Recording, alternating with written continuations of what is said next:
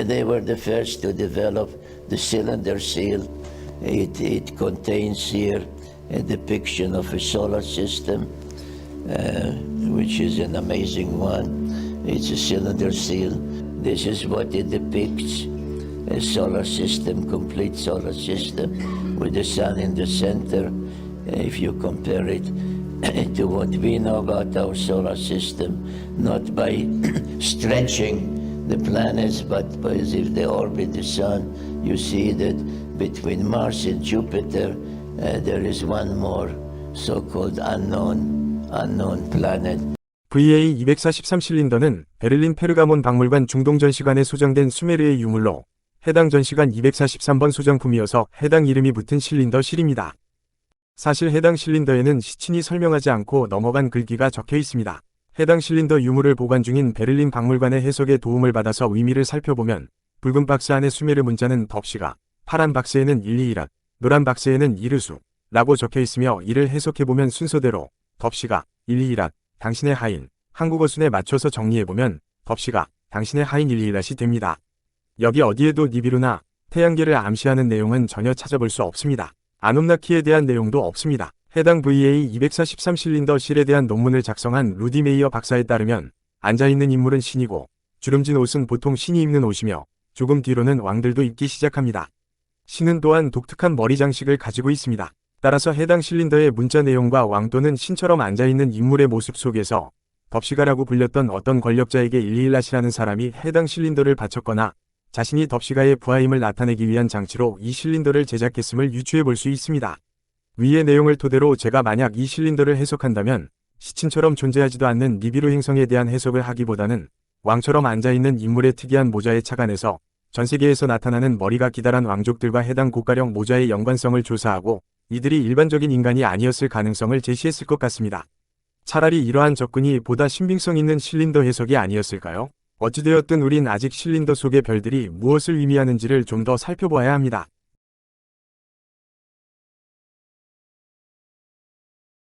태양신은 아카드어로는 샤마시, 수메르어로는 우투이며 수메르의 문화 속에서 태양신 또는 태양은 늘 명확한 아이콘으로 묘사되었습니다.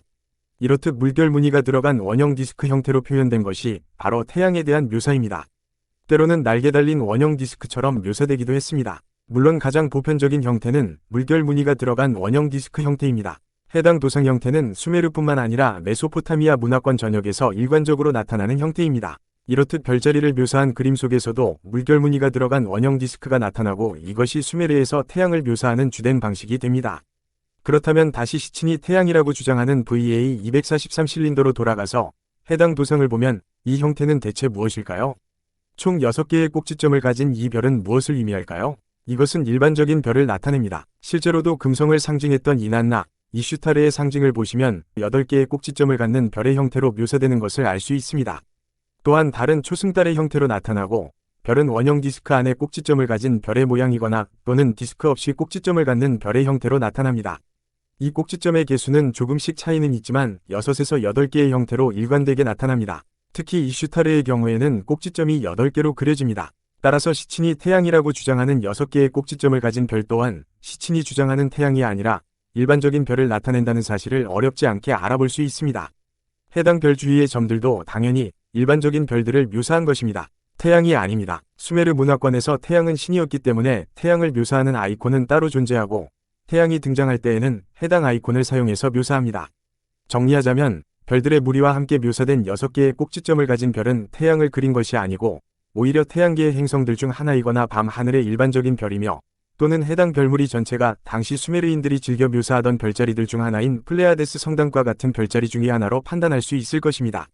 VA243.토파는 이렇듯 어느 무엇 하나 제카리아 시친의 해석을 뒷받침해줄 만한 내용을 담고 있지 않습니다. 시친의 얼토당토하는 해석에 휘둘려서 존재하지도 않는 니비루 행성의 아눔나키에 매달리는 일들이 영상의 내용을 통해서 조금이라도 줄어들었으면 좋겠습니다. 또한 크리스천 여러분들도 이러한 해석을 진지하게 주장하는 사람들에게 이제는 보다 명확한 근거로 반박하고 그들을 일깨울 수 있으셨으면 좋겠습니다.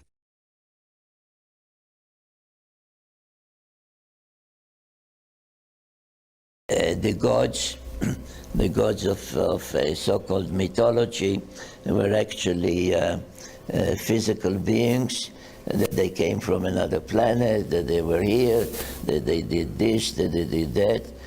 We know that because of the Sumerians. When the Elohim, which is the equivalent of the biblical Nephilim, biblical and Sumerian Anunnaki. 성경에는 히브리 단어 엘로힘이 총 2598번 등장합니다. 이 모든 엘로힘이 하나님을 뜻하지는 않습니다. 문맥에 따라 각기 다르게 해석되어야 합니다. 그 중에서도 특히 시편 82편 1절은 굉장히 특이한 구절인데요. 여기에는 엘로힘이 2번 등장하는데 이 둘은 분명히 각기 다른 존재들, 서로 다른 엘로힘을 나타내기 때문입니다. 하나님은 신들의 모임 가운데에 서시며 하나님은 그들 가운데에서 재판하시느니라.